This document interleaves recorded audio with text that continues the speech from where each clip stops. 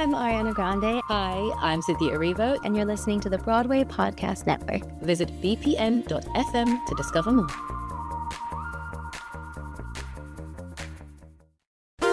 There's a cat over here. There's a cat over there. And the wrong one died. And the wrong one died.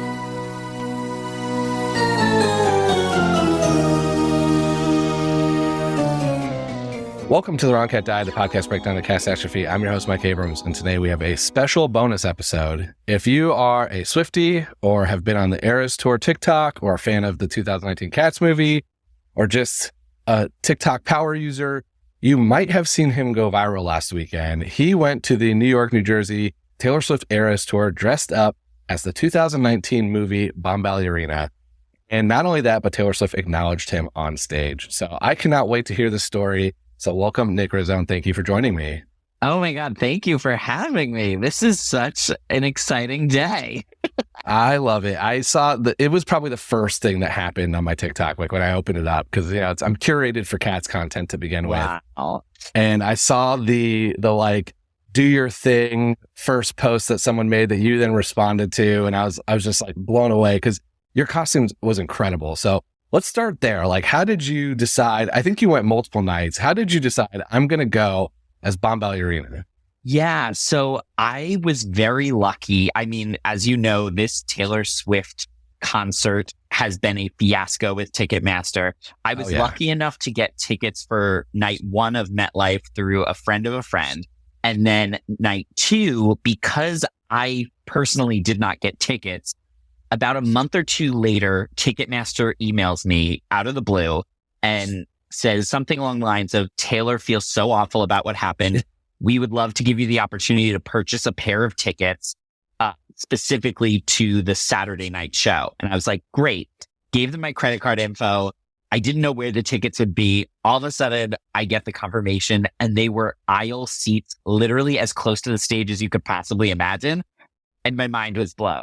And so I knew I was going to be enraptured in all of these Swifties, these obsessed fans around me. And I'm also a huge Swiftie as well. And I was like, I need to bring it for this concert. I always love dressing up for concerts and doing different looks. But I was like, after going through TikTok for her earlier shows, I was like, I'm seeing a lot of the same costumes and and looks, and I wanted to do something different. And I was thinking to myself, what is something that I have not seen yet on the tour?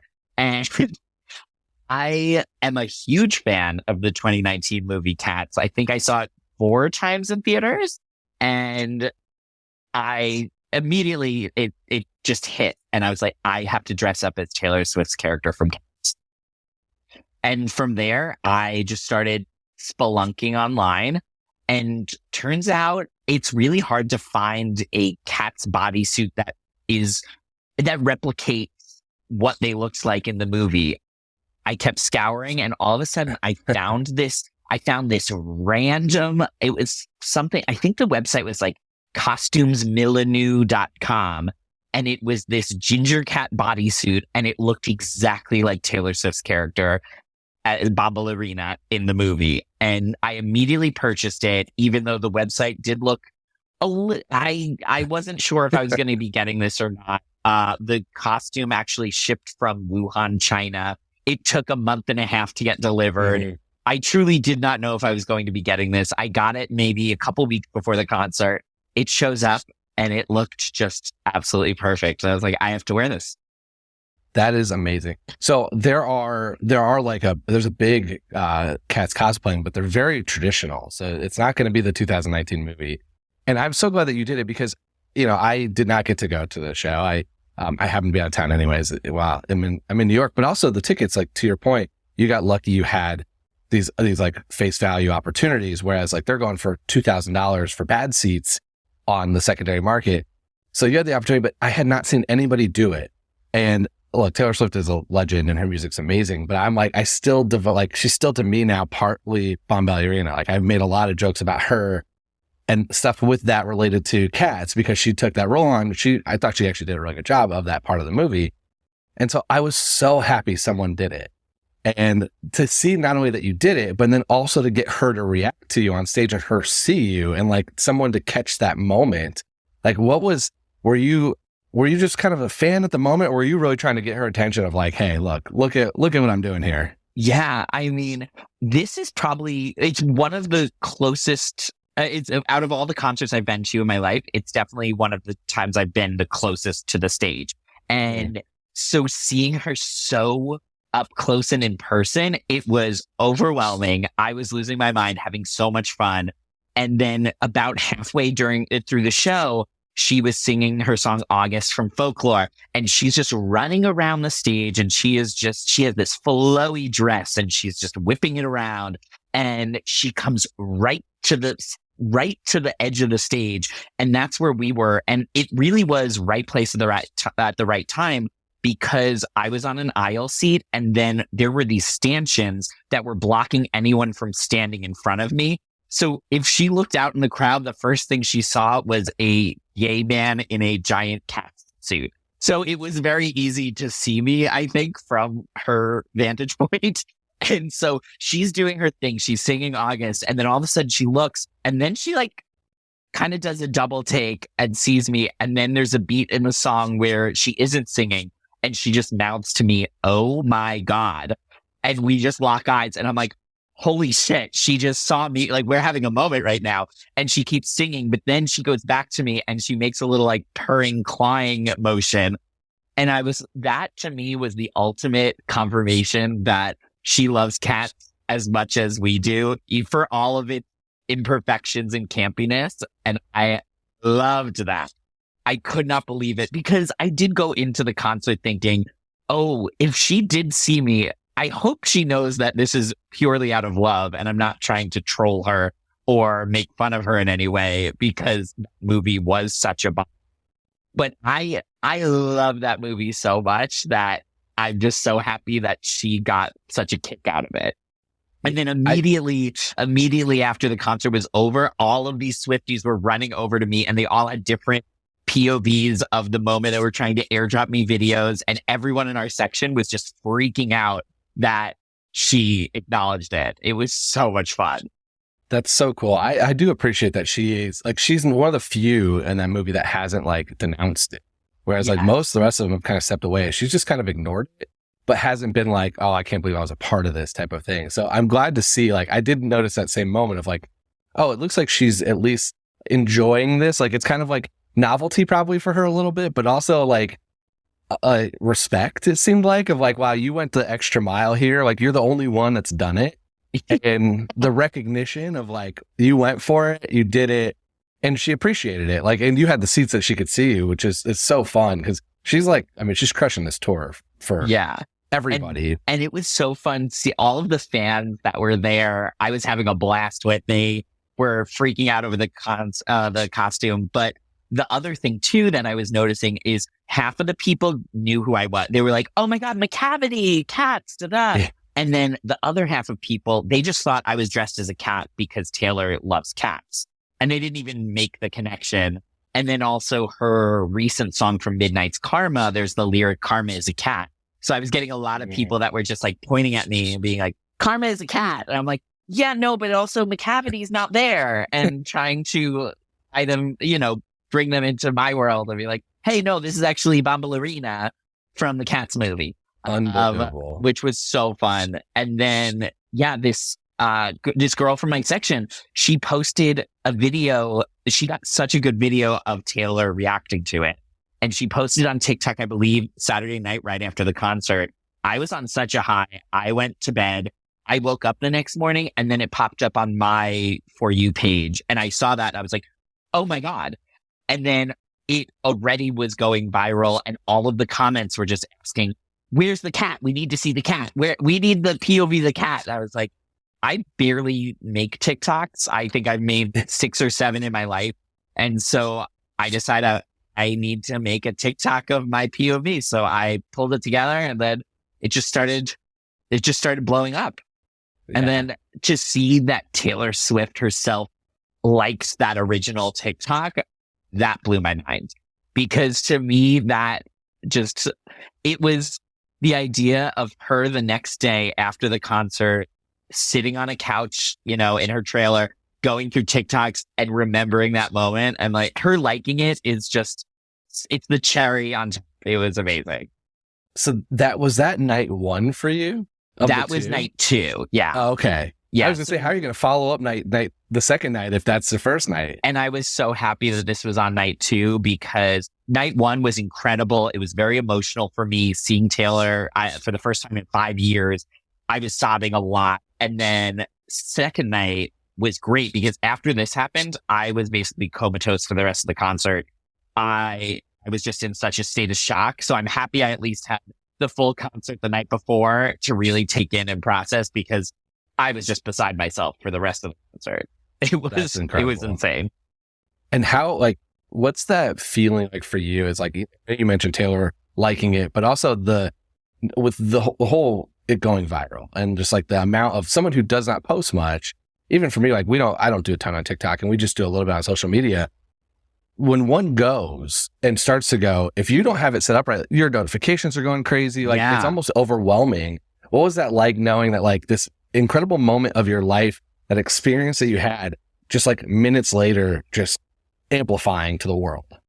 It was nuts. And I kept toggling between the original video and then the response video that I made where I was showing off the cat's outfit.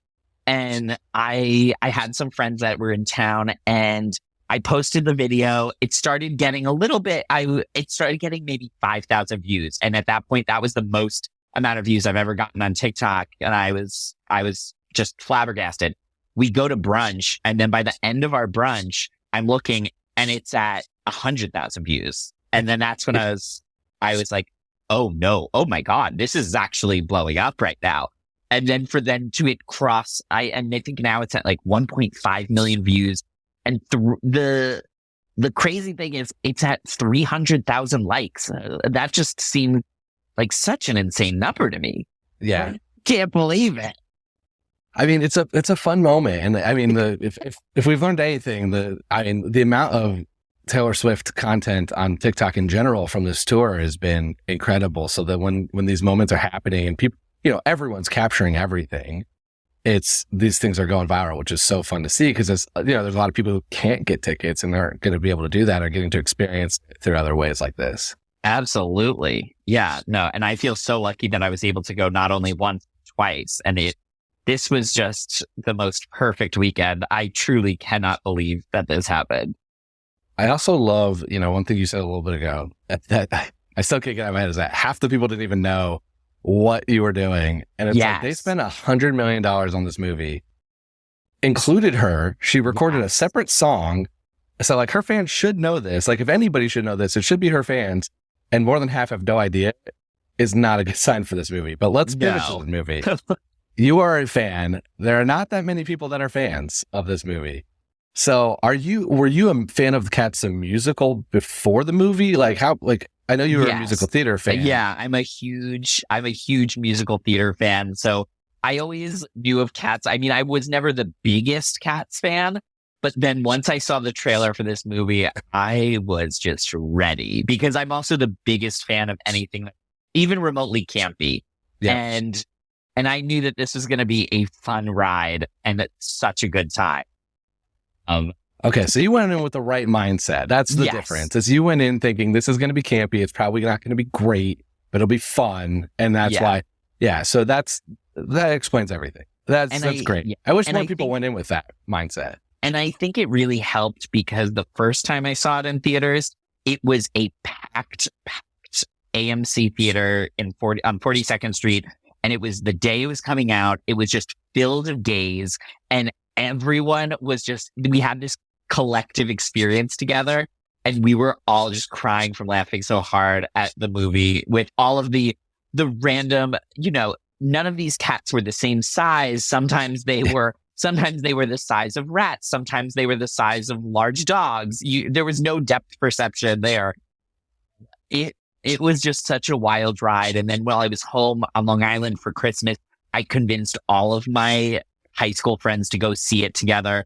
And they were all like, are you sure we have to see this? I was like, no, we have to see it together. It is a communal experience. You need to experience this on the big screen. And then Alamo Drafthouse started doing Rowdy Cats screenings. So I had to go to one of those, which was just delightful.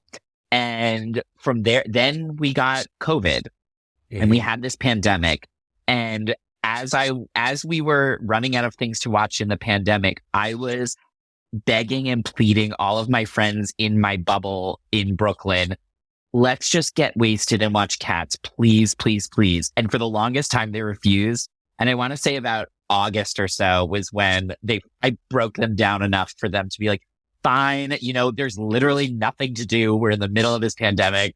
We will watch Cats with you. And that was also another wonderful experience. So I have so many fond memories of watching that movie. I feel like I'm one of the only people who bought it on, iTunes. You own it. It's funny to hear you say that during the pandemic because I saw a press viewing before it was done, like probably a couple of days before you saw that on 42nd Street. Then I didn't see it again until probably post Tiger King part of the pandemic where I was with my family and this podcast was still going and I was actually doing really well because everyone was home and so I could record with everybody. And I was like, y'all probably just need to watch this finally. Same thing. It's like, there's nothing. We've watched everything else. Yeah. And they got about halfway through and they look at me, does it get any better? And I go, not really. It's like, it's going to be this for the next hour. And they're like, yeah, we're going to turn it off. They just quit. They quit halfway through and I've seen it. So I was like, that's fine. I can just fast forward to the parts I like. Yeah. So let's do a little bit of Cats rapid fire, and then I want to hear if your Jellicle choice. But so if you were in Cats, and I'll take this as the 2019 movie or a stage production, who would you want to perform as? Ooh, I feel like Bombalurina does have a great part, so that would be a choice. But also, I do love Mr. Mistopheles too because his song is just so iconic. Yeah, I mean it's hard to beat. Yeah, dance number and just a very memorable one. I agree with the Bombalurina. I think she has such a fun track. Like you get to sing a very sexual McCavity song, but you get to be the confident version of that versus playing the very skittish Demeter version of it. So I think Bombalurina and Tugger are the two where you just get to kind of own being confident and fun. So yeah, I agree with there.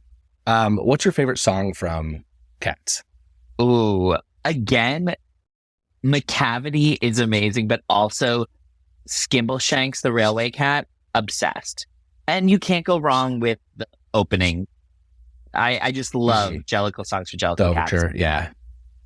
If Taylor Swift was going to add a non-Bombalurina, because she was Bombalurina, cat to the Eras tour, which one do you think should go with her? Which one do you think would perform with her best on stage? Oh, Skimbleshanks, because he would just tap dance the night away. Yeah.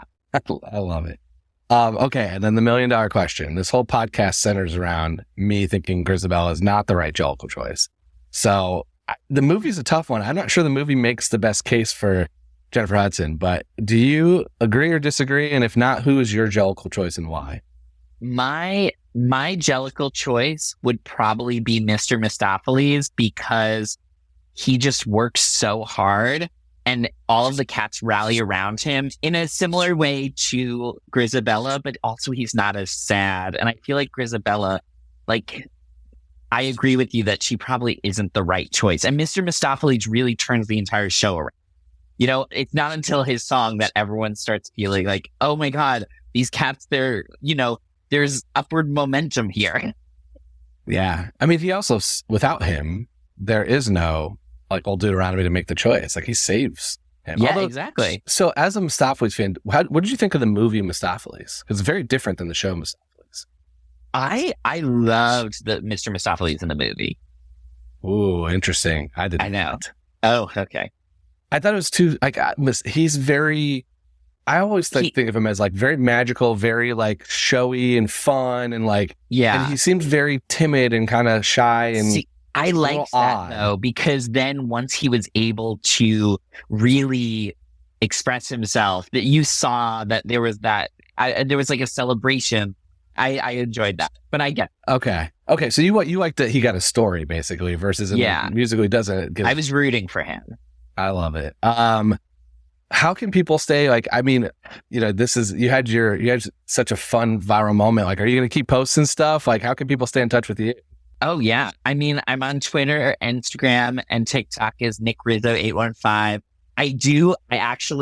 I should work on this ASAP, but I want to make another TikTok because I did take a lot of footage of me maneuvering around the stadium. So I do need to do a TikTok sent to McCavity or something of me in that cat suit because God, it was just such a journey to get to that stadium.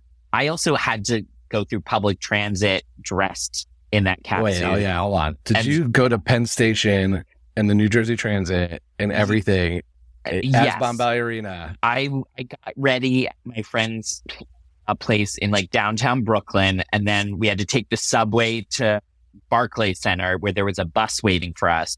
And literally getting off the subway and walking through Barclays is very crowded. So walking through that, I heard a child ask his mother, like, "Mom, is that a furry?"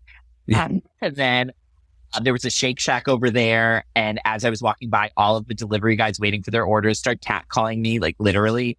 And I was just, oh God, what is happening? What did I decide to do with my life? We get on this bus that's supposed to take us to MetLife. Turns out it has no air conditioning, which does not bode well for me in this cat suit. Luckily, I had stickers on my face for my look, and I used Latch glue, which was a huge help because otherwise they would have been melting off my face.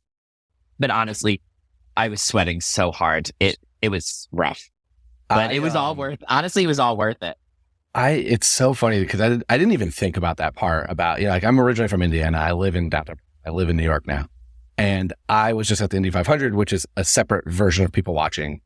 And I kept thinking like, oh, this is the same thing. Like it's a unique experience. That's why these people are dressed up this way. And then I'm like, the minute you start saying, I was like, New York, you see a lot of stuff to begin with. I ride the subway almost every day. I see things, but there's when you get out and you are the one in a very unique outfit, especially in like the Atlantic Center station. Like if you see someone that's, it's New York. But then if you're the person who's in the weird outfit, I was like, I don't think I like this as much as I should. I was like, I need to just let me get to the stadium. Once I got to the stadium, people were just obsessed with it. Like there's this tradition at the Eras Tour where people are trading friendship bracelets. And so people were just flinging bracelets at me. They were like, can we take pictures with you? They were giving me all these friendship bracelets. I did get a couple McCavity bracelets, which I was very excited about. Amazing. That the fact that people actually had McCavity bracelets to give out. So I was very excited. That's so fun. That's fun that people have that. It's fun that, like people are dressing up for this tour. But again, in most places you're going in a car or like you're parking. And in New York, it's like, no, you're taking a train or a bus or some public transportation to get there. And you don't realize, I remember when Harry Styles was here at the Garden, every time I would be on the subway, I'd be like, what is going on? Oh, it's a Harry Styles concert. It's like, because there's like very unique outfits.